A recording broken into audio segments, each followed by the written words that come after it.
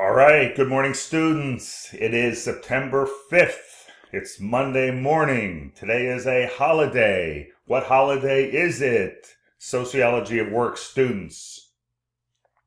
It's Labor Day. Labor Day. Hopefully, you're making a connection between the sociology of work and Labor Day.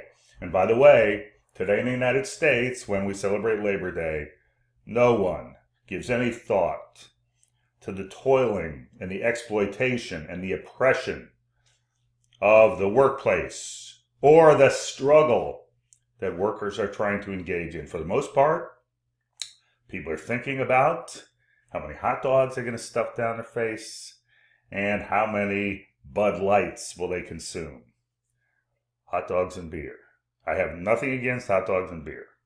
But my point is, we have lost touch with the purpose, the integrity of work and labor, and we do not recognize its importance, and we certainly don't compensate it sufficiently. Labor Day was a holiday, I think it was established in the probably 1890s, and it was focused on the condition of workers, a recognition, a celebration, and the labor unions were a big part of that. Now the labor unions have been beaten into submission. Things are changing. We'll talk about that. There's a little upsurge. That's the term we use. There's a labor upsurge, but we have a long way to go to come even close to the point. Probably in the late 1960s when we had a significant percentage of the labor force represented by labor unions. And we'll talk about that issue, collective bargaining, etc. All right, so maybe you can share with others your newfound appreciation for labor. There's another day that's celebrated, celebrating workers, work organizations, labor unions, labor parties. That's May Day, and that is the International Workers' Day. And in almost all countries, there are significant activities that take place on May Day. So Labor Day, I guess the first Monday in September or whatever, is a American phenomenon. All right. Bureaucracy is a huge, huge subject. It's obviously important because almost every form of human labor is organized within a bureaucratic structure. So you really can't understand what people do at work if you don't understand some basic concepts of bureaucracy. And we will just be scratching the surface. This is probably the very last lecture that will overlap heavily with the reading. So I'm not going to go into enormous detail on some of these slides because some of these slides refer to material that is in the chapter I've asked you to read from this. Let me find it. This classic work by a guy named David Jaffe. And a lot of the work on bureaucracy, some of the most interesting work on bureaucracy by sociologists was done 50s, 60s, 70s.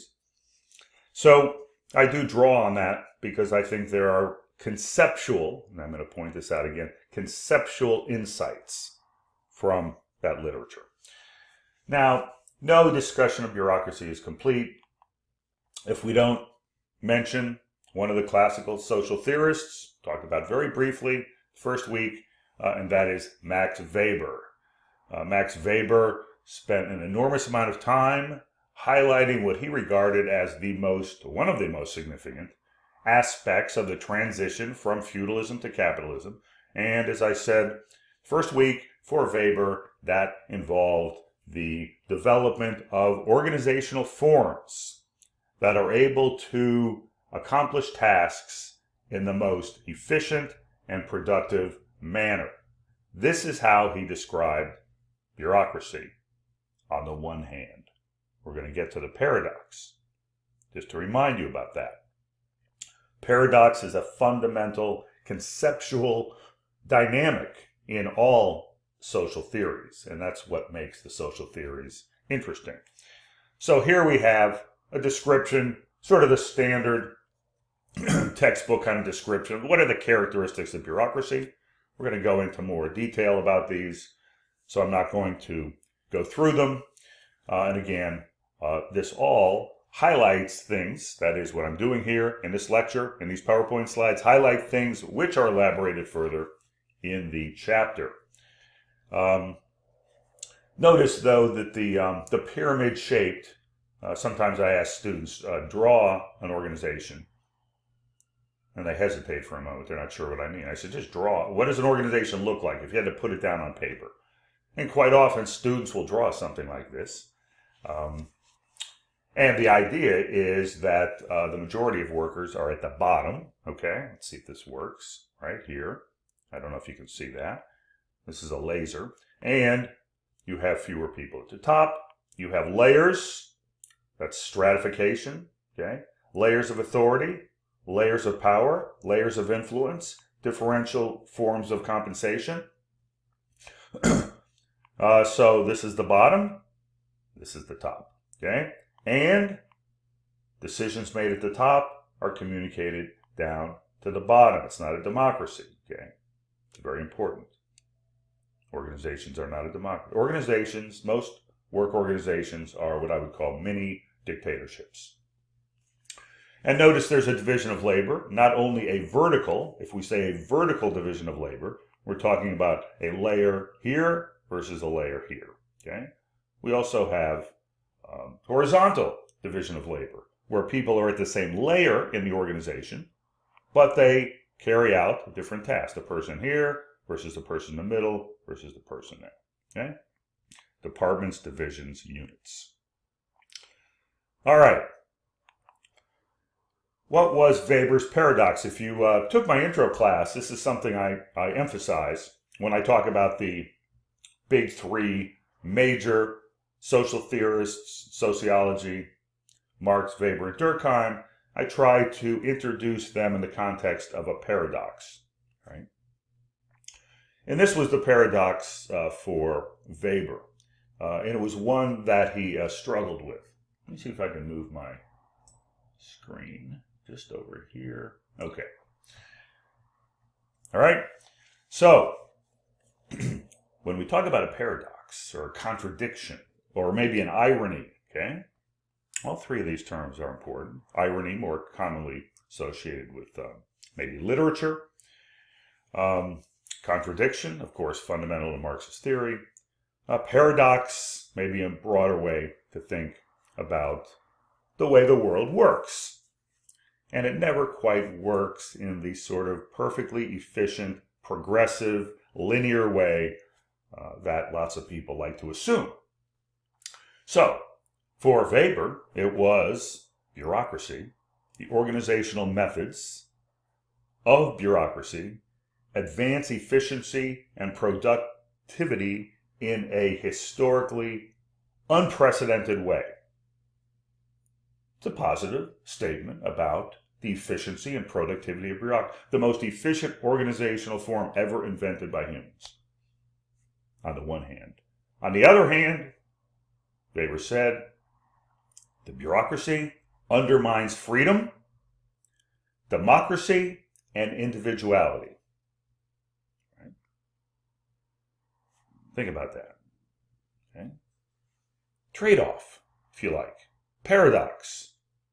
On the one hand, productivity and efficiency. On the other hand, we're giving up some things that we value. All right, so this is sort of an overview, again, of Weber, and I'll let you, consult the chapter as well on some of this. The calculation of means and ends is very important when he talked about what he described as a legal, rational bureaucracy. We'll talk more about that legal aspect. So what makes it rational is the fact that you put in place within the organization the means by which you achieve the ultimate goals of the organization. So the division of labor, what people do, the task they carry out, the form of authority, the decision making, all of those are means to achieve ends. So one way of thinking about rationality, certainly the way Weber's thinking about rationality here, is the relationship between means and ends. Do we construct an organization that puts in place the best means to achieve the ultimate goals, the purpose, the mission of the organization? So he believed, yes, bureaucracies do this in ways that no other organizational form historically has done them, on the one hand. On the other hand, he used the term iron cage. The bureaucracy creates an iron cage.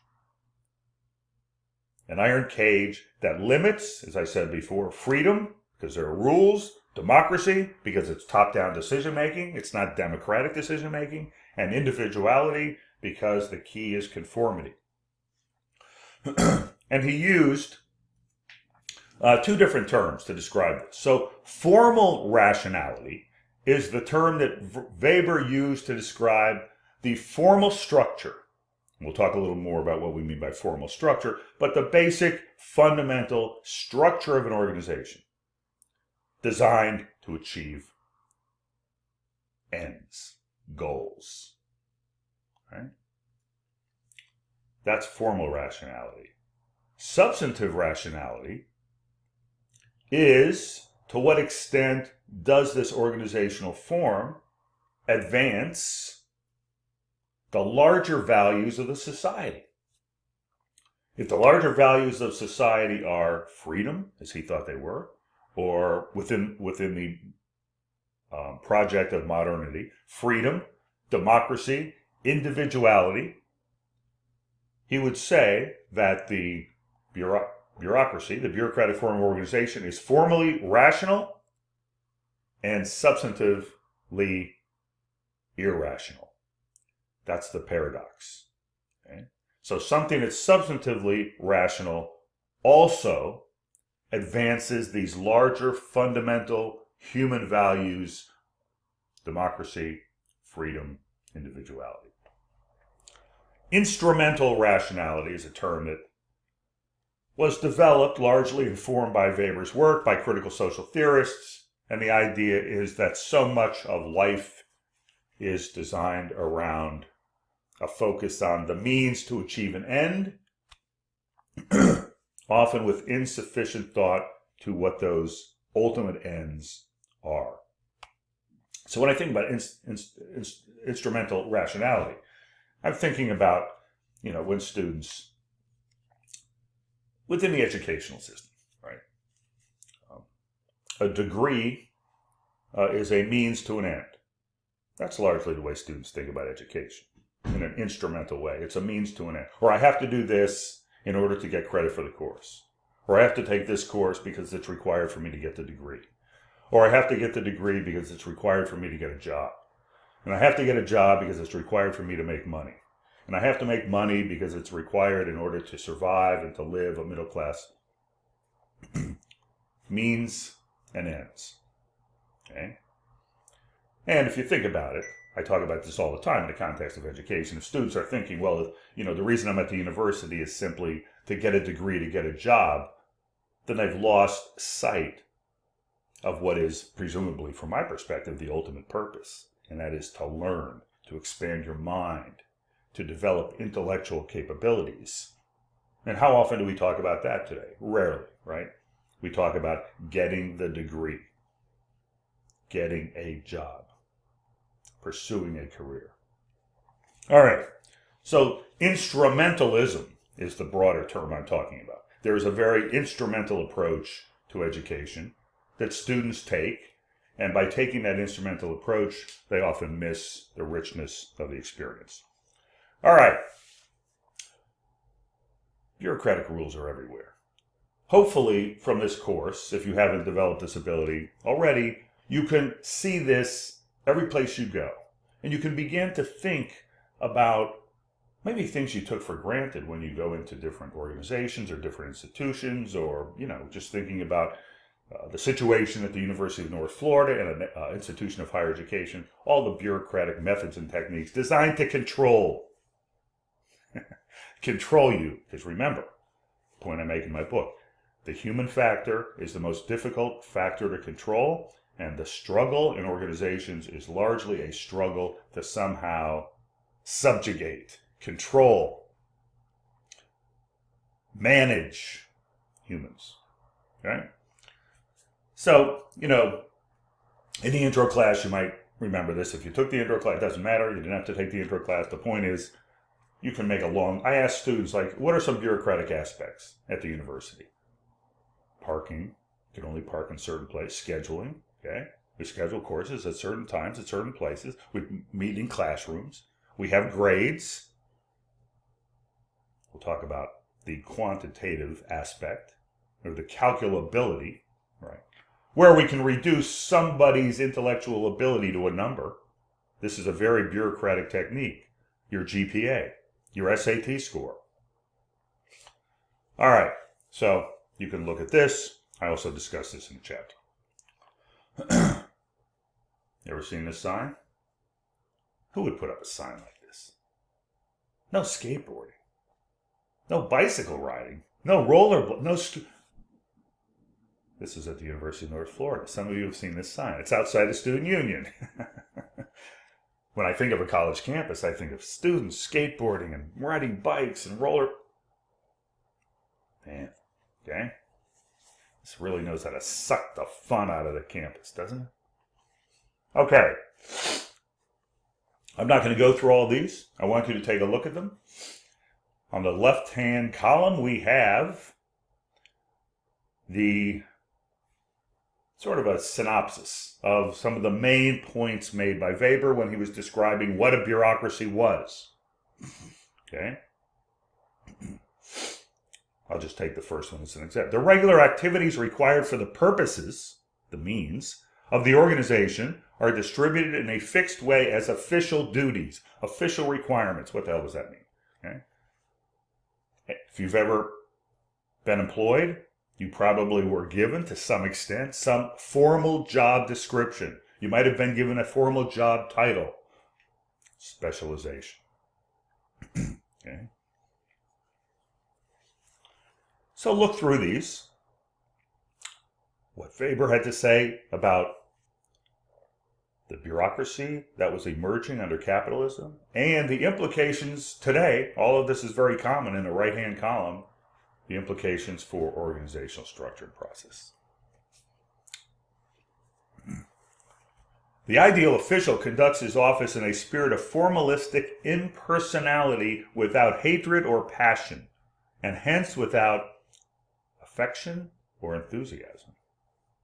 Impersonality. Unemotional. No emotional connection or tie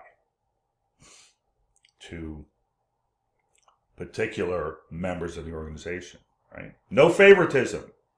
Move over to the right side. No nepotism, right? So one of the things that sociologists have always done is, what are the characteristics of a bureaucracy? Weber talked about the ideal type bureaucracy. How would the bureaucracy operate ideally if it was ideally run formally as a bureaucratic organization, right? That's the way he wrote about bureaucracy, even though he understood that it undermined important values. Sociologists since have spent a lot of time looking at the way in which the actual day-to-day operation of organizations deviates from the ideal type. And it deviates from the ideal type because it's made up of humans, not automatons, not robots. We can't be programmed. They can try to program us. They do try to program, but they can't fully control the human element in all of its wonders and beauty. Okay, so when we talk about formalization, and again, remember we talked about formal rationality, so this idea of formalization, fundamental concept, and the idea that organizations all have almost every single kind of work organization has some level of formalization. rules, requirements, regulations. One way people like to think about formalization is that when somebody is constructing a business, often they will create an organizational chart, right? And they will identify positions that need to be filled. Like, I need somebody to do accounting. I need somebody to do budgeting. I need somebody to do personnel management. The positions are created in advance of the people who occupy them. This is a classic way to think about formalization. The position precedes the occupant. Okay, this is the position. They're going to have, they're going to, let's say, be responsible for budgeting and planning. They need to have some qualifications. So you go out and presumably, according to the bureaucratic, you hire people on the basis of merit. Meritocracy. Do they have the qualifications? Do they have the experience? Do they have the knowledge relevant for occupying that position? That's ideal type bureaucratic process. Doesn't always happen, right? Because I might want to hire my brother-in-law. Well, he'll figure it out when he gets in a job. I'll help him out. I hired him because he's a friend. Okay? Presumably that shouldn't happen. Okay? And one of the reasons Weber thought the bureaucracy was going to be so much more efficient is because you actually put the most qualified people in the relevant positions that needed to be filled. So the organizational chart is a graphic representation of formalism. Okay? And I'm just putting these up here for you. You've probably seen an organization chart. You may have been hired in an organization. They give you a handbook, and you see there's a organization chart. It describes the positions. It describes their level, right? Obviously, the company president at the top, and sort of the average, maybe entry-level worker down at the bottom. And then these little lines between the boxes indicate maybe the communication, the authority, communication and authority, who commands, who obeys. Here's another one, right? A little more elaborate, broken down by research and development, quality, sales, environmental affairs, manufacturing, and regulatory affairs. And then below that, you see all these other positions. Classic bureaucratic structure. Okay? So we can talk about it, abstractly. We can also look at it concretely. Now, of course, the question is, to what extent does the organizational chart really represent what goes on in the organization? We know what they would like the organization to do, and this was obviously put together as a way to communicate to people. This is sort of how communication responsibilities will be divided up, but never quite works that way. Here's a job description. This is where you actually can fill it in, right? So this is like a template. Okay? So if you're hiring somebody, how do you put together a formal job description? Okay? All of this, these are all just examples of the bureaucratic process. Okay, so in the book, I'd like you to take a look at some of the insights of some classic sociologists. Blau is one of them. And one thing he studied was, he studied many aspects of bureaucracy, but one thing he studied was this idea of informal organization. Many of you have already been introduced to this. You've identified this as a concept you find interesting. And that is that, on the one hand, you have this kind of organizational chart that would indicate that, let's see if I can find an example. So the senior manufacturing engineer should report to the operations manager, right? And, if they have a question, they should ask the operations manager, because that's the person they report to. But many times, and this is what Blau is observing, was that people will often interact and ask questions of other members of the organization. It's not prescribed by the organizational chart. That's not the person they should be asking for advice or direction or instructions.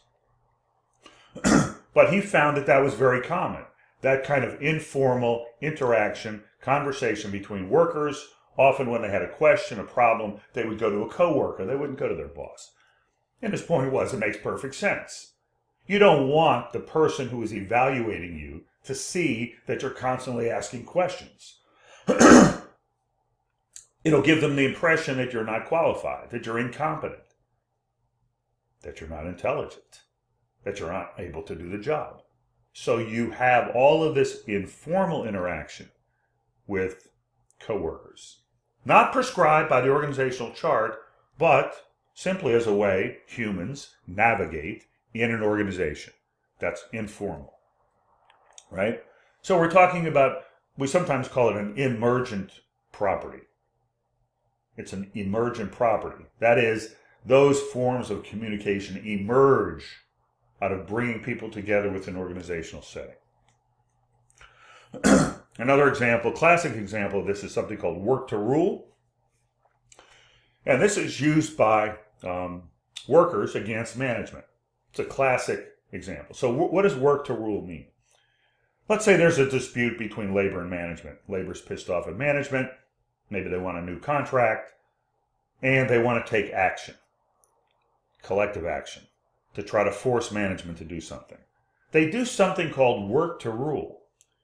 And this is paradoxical in the sense that they will only do what is absolutely required of them in their job description. They won't do anything else.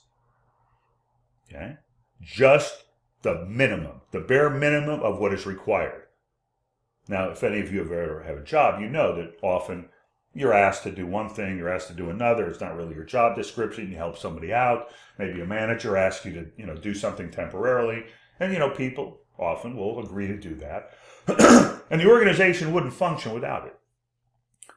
So it's a weapon. That's the amazing thing about work to rule. It's a weapon used by workers against management.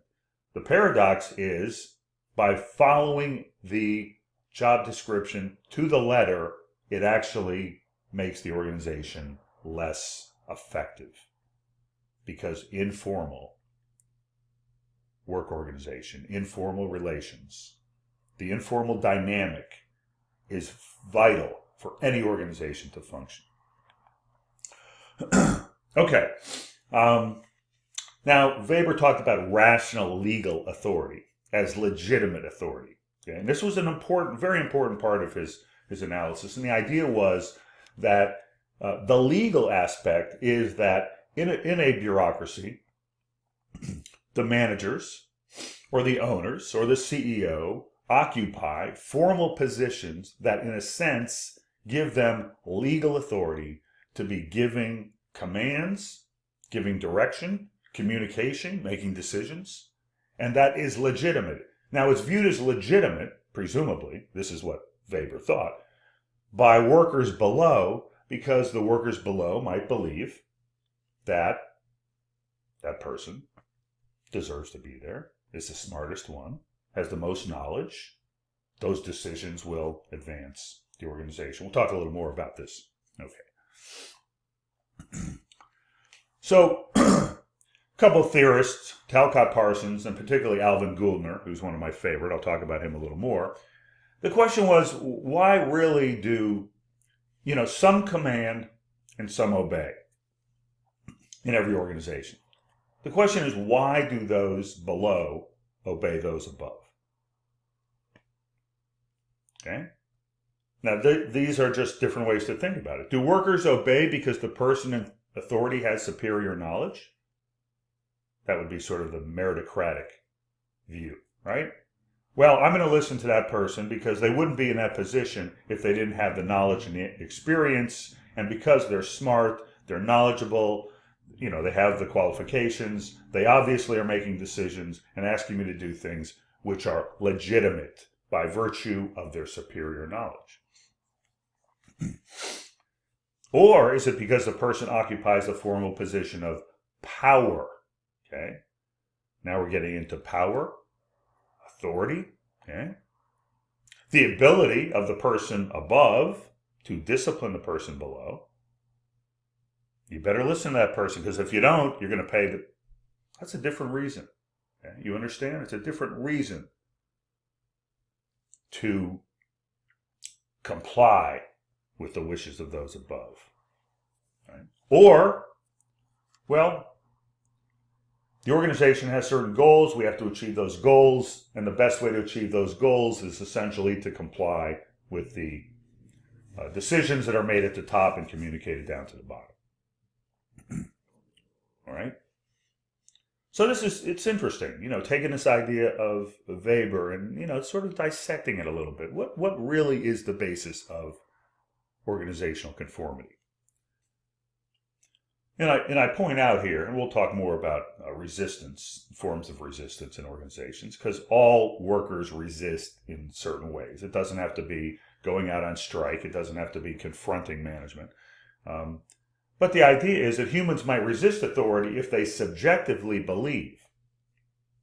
And I'm sure you've all had experiences like this in one form or another, in some kind of organization or institution, where somebody in a position of authority or decision-making, from your perspective, subjectively, you do not believe they're smart, competent, qualified, and that they're exercising authority in just an arbitrary and capricious manner. Then authority becomes illegitimate. No organization wants those at the lower end to believe that the authority structure is illegitimate. And so they will do anything they can to address that. The hierarchy of credibility, you can go back to that, very, very much what we're talking about here in a bureaucratic form. All right. Now, if you recall, last class meeting, we talked about modes of labor control. And actually, I think that is discussed in this chapter because I think of bureaucracy as a form of labor control. But I didn't go into enough detail, I think, on that. I just want to elaborate that a little more. So basically, Richard Edwards said there's three forms of labor control. One is direct control, where managers basically are monitoring, surveilling, looking over, driving the workers. That's kind of direct. Right? Technological control is that the pace of work is determined to a large extent by some form of technology. The assembly line is the classic case. The pace of work, they have to keep up. They have to do some particular labor task as an object is moving past, and you can control the speed of the assembly line. Bureaucratic control is a little more subtle. I mean, on the one hand, if you get hired and they give you a formal job description and the responsibilities of that job, that's a formal, that's a form of bureaucratic control. Okay, bureaucratic rules and regulations, the formal requirements of the position you occupy. Okay, and bureaucratic authority, right? So you control people because they're, individuals report to somebody who's above them in a bureaucracy, and presumably that is legitimate. We asked some questions about that a moment ago, right? That's a form of control. And then there are these, what are called the internal labor market. So I've tried to point that out here, the internal labor market. There used to be a lot of work done on internal labor markets. They're less common today because work is much more insecure and it's much more precarious. Talk about the term precarious work in a few weeks. And career opportunities are often non-existent in many organizations. So the internal labor market, the idea is that, of course, there's a labor market generally. You go out, you sell your labor power for a wage. We've talked about that. But once you get a position, let's say you come into an organization, and this is the organization, nice pyramid, come into the organization here. And there's an internal labor market. So once you're inside, okay, within the firm, by internal labor market, we're talking about within the organization, within the corporation, within the firm. There are opportunities for advancement. There are opportunities for promotion.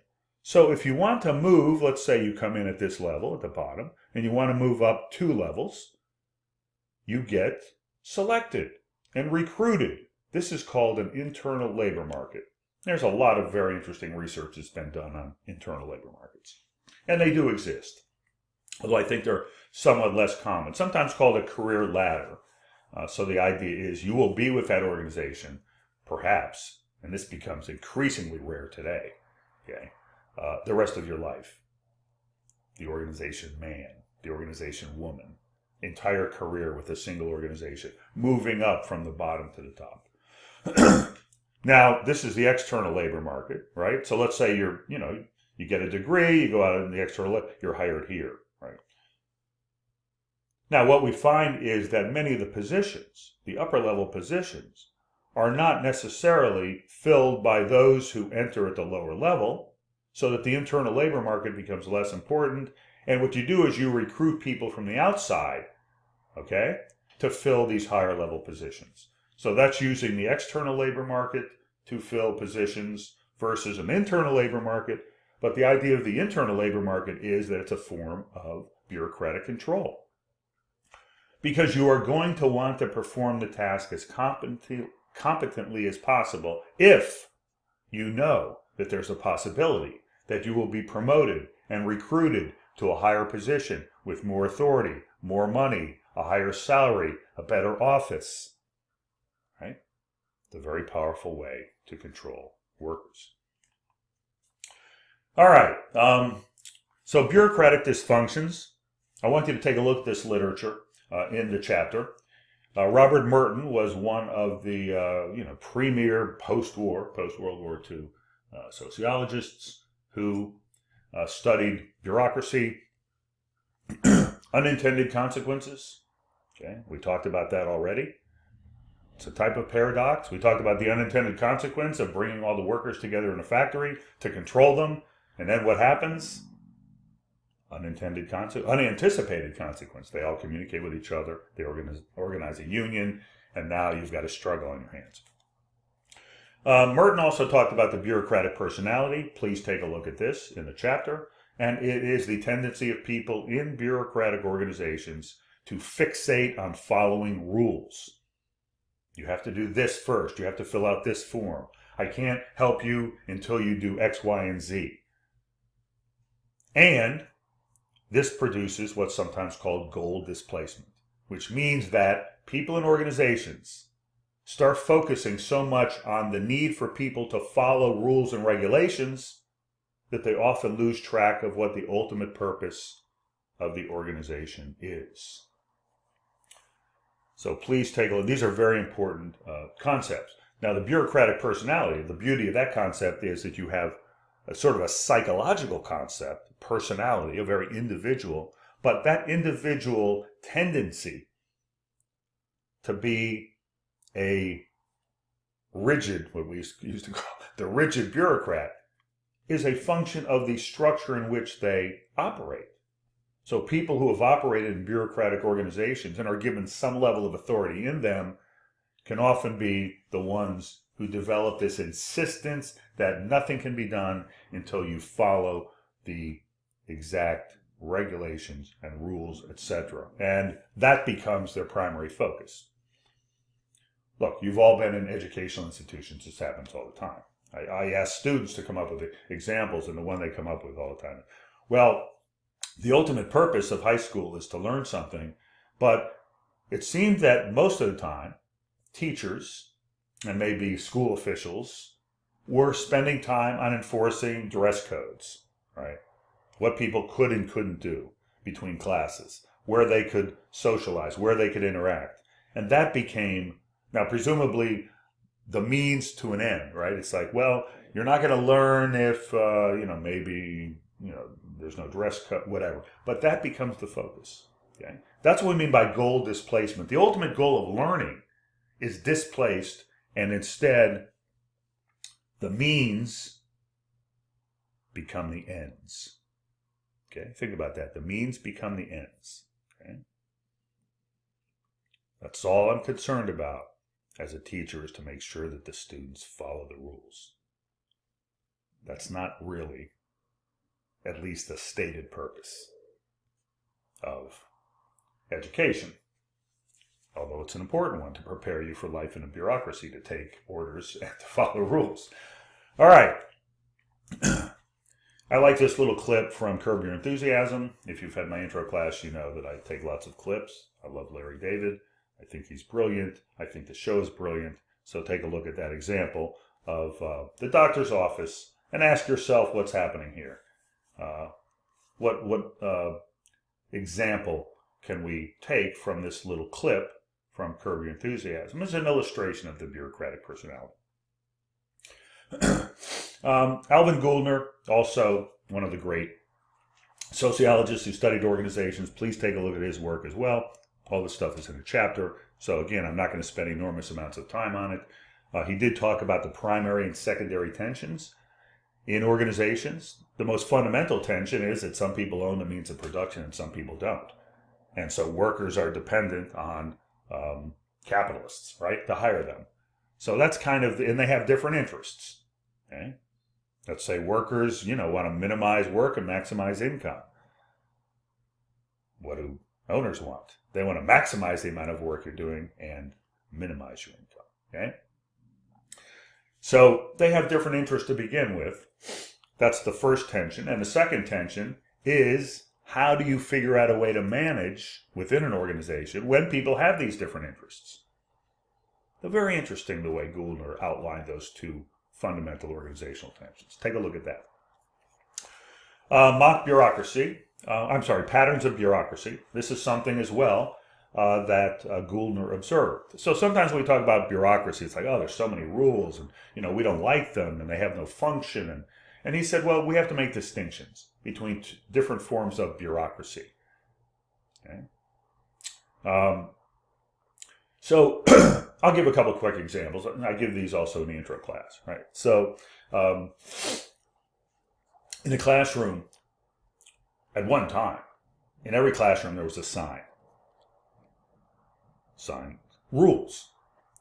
No food or beverages allowed in the classroom. Okay? It's a rule. It's a regulation. It's a form of bureaucracy. No one paid any attention to it. Faculty didn't care. Students wanted to come in with a cup of coffee or something to eat, or a soda, or some food. Nobody paid any attention to it. So it was what he called a mock bureaucracy.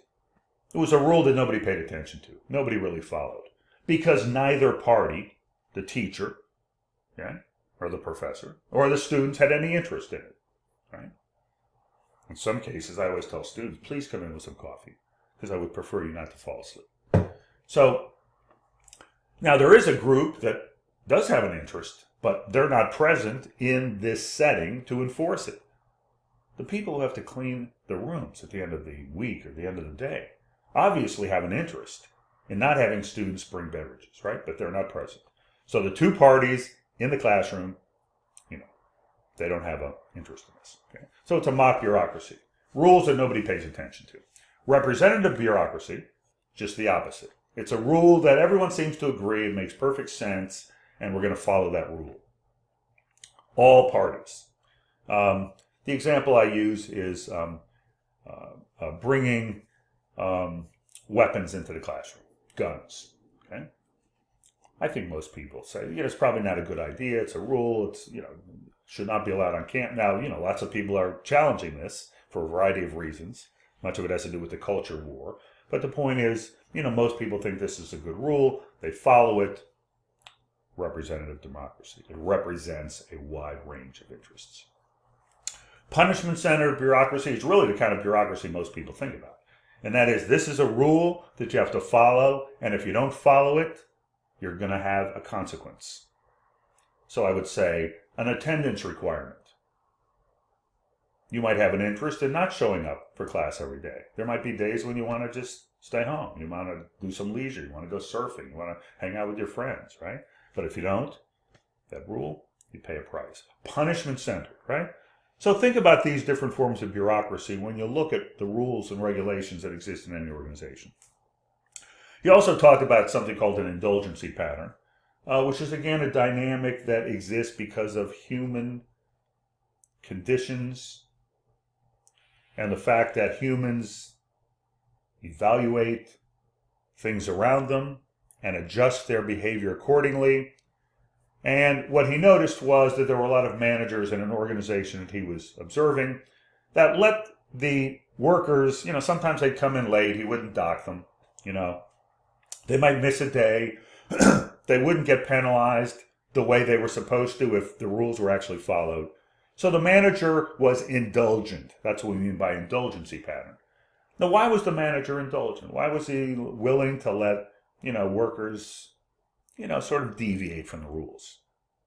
Well, one reason was he wanted to have a good relationship with the workers. He wanted the workers to, at least feel that there was some flexibility. And many times, and this is what Goulner describes, he would ask the workers, oh, by the way, would you take 20 minutes and follow me and do something else? Right. The workers would say, well, this guy, he's flexible in terms of not enforcing every single rule against me. Yeah, I'll help him out. Later came to be known, Goulner's known for the norm of reciprocity, right? That person is flexible, friendly, willing to, cut me some slack. I'm going to help him out. Okay? Interesting. You see all these patterns in every organization. This is the informal structure, right? Now remember, the work to rule is just the opposite of this, right? So you're more likely to have somebody who's going to work to rule when the manager themselves enforces every single rule. Okay? Because the indulgency pattern is done so that there can be informal activity. That is, manager asks somebody to do something. It's not a part of their job description, but they help out. Okay. All right. Moving along here. Okay, take a look at the work by Ritzer. This is much more recent and quite popular, and I think sort of a useful way to further provide an understanding of what basic bureaucratic principles involve. He called it the McDonaldization of society because he thought that McDonald's, the way it was organized, every aspect of the operation represented the epitome of bureaucratic structure, your bureaucratic process. And he talked about 4 elements of McDonaldization, which essentially what he's saying is these are 4 elements of bureaucracy. They have been built into the way almost every organization operates today, and he uses McDonald's, okay, the fast food chain, as sort of the prototype. Efficiency, calculability, predictability, and control. Okay. So Ritzer put together this book. Notice there's a new century edition. Ritzer made a lot of money on this book because it's relatively short. It's paperback, but it touches on something that is covered in so many different college classes. So you can make some money occasionally on a book like that, but for in most cases, writing a textbook is not a road to prosperity. All right, so there's lots of charges against bureaucracy, and today, of course, you understand that Weber might have thought bureaucracy was the single most efficient and productive organizational form in history. Today, when people say something is bureaucratic, they're not, they're not complimenting the organization. They're probably critiquing the organization. It's inflexible. But there are broader ways in which bureaucracy has been criticized in the sense that, things have to be done a particular way. They have to be done predictably over and over again.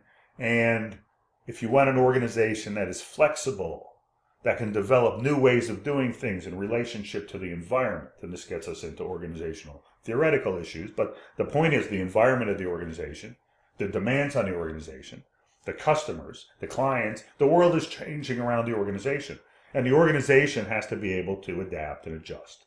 Many people argue bureaucracies are not good at adjusting to change. So they constrain, okay? All right. Arguments for bureaucracy, pretty much talked about the Weberian one. Means and ends, rational, efficient, maximize productivity. Another argument for bureaucracy, and this is a little more interesting, touch on in a couple of the readings. I'm not sure it's the reading that's required. Something called enabling bureaucracy. And what this means is that many times, when people talk about, the bureaucracy, it's so onerous and it's so oppressive in organizations. But there are forms of bureaucracy that people actually ask for. Okay? You're saying people want bureaucracy? Yes. Give me an example. The reading writing assignment in this class. If I just said, give me a review, you'd want more detail. I know you would, because I've had this experience with students. Just give me a good review of the article without summarizing it. Okay, here's what I want. I want the first section to be, and the second section to be, and the third section to be. You understand? So often, bureaucracy, directions, instructions, rules, if you like, standard operating procedures, requirements, enable people to do the work that they're assigned. I mean, I've heard people complain. I don't get enough direction at work. Direction? You want direction from the top down? They say, yeah, I need to know what they want me to do, what they expect. It's like chaotic. It's too random. Okay. So bureaucracy enables, in many cases, people to accomplish things they want to accomplish. Okay. Bottom-up rules and regulations. Unions establish what are called work rules. Managers hate these, but basically, they want some rules put in place that limits the ability of managers to treat them a certain way, to ask them to do certain things at certain times, to constantly demand that they work in areas of the organization or carry out tasks that are not those they were hired to carry out. Those are what are called work rules. That limits the ability, the flexibility of the organization to move people around. But it often protects workers who feel like they're being exploited and that managers have too much power. So bureaucracy is not something that's always imposed on workers. Often it can help them, enabling them, and sometimes it can protect them as well. So we need to think about bureaucracy in these broader ways. Gouldner introduced the different forms, patterns of bureaucracy. These are other ways to think about it. Now, there was a period when there was enormous amounts of writing. We were moving toward post-bureaucratic organizations for a variety of reasons. Maybe they were more democratic. Maybe they were more humane. Maybe they were better able to adapt. Maybe the fact that you have highly educated, often professional workers means that you don't necessarily have to have all kinds of bureaucratic rules. Professionalism, as one person once described it, professionals have rules built into their brain. I want you to think about that, because many of you are going to get or seek to get some kind of professional credential. Professional education largely involves understanding, what is sort of the code of ethics, the fundamental objectives of a particular profession. And you're trained. Those are communicated to you. You internalize them. And operating as a professional is something you do without necessarily somebody having to tell you, this is how it's done. This is what you have to do today. So you would have more discretion, more autonomy, because you are a professional. Okay?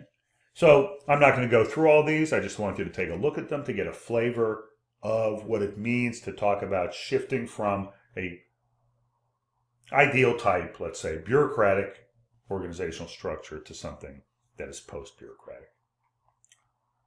Look at that. Less than an hour on Labor Day. So now I can go cook some hot dogs. Oh, no, I'm going to go out in the street, organize, okay?